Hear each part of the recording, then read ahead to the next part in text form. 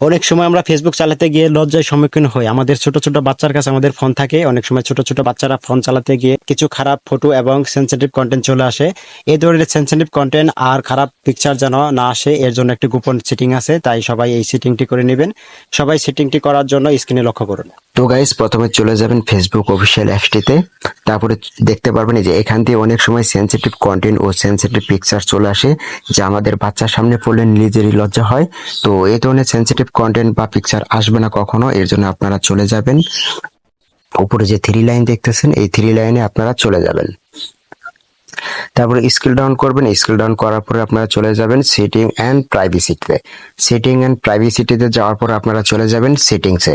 তারপর দেখতে পারবেন গাইস, আপনার উপরে যে দেখতে পাচ্ছেন নিউজ ফিড, এই নিউজ ফিডেতে আপনারা চলে যাবেন। নিউজ ফিডে যাওয়ার পরে সবার নিচে আপনারা দেখতে পারবেন রিডিউস নামে অপশন আছে, এই রিডিউস নামে অপশনে আপনারা চলে যাবেন। তারপর দেখতে পাবেন গাইস, সবার নিচে দেখতে পাবেন সেনসিটিভ কন্টেন্ট, এই সেনসিটিভ কন্টেন্টে আপনারা ওকে করবেন। ওকে করার পর দেখতে পারবেন রিডিউস ডিফল্ট ও রিডিউস মোর। অলরেডি কিন্তু আমি রিডিউস মোরে দিয়ে রাখছি, বাট আপনাদের ক্ষেত্রে কিন্তু রিডিউস ডিফল্ট থাকতে পারে। তো আপনারা অবশ্যই রিডিউস মোরে দিয়ে রাখবেন।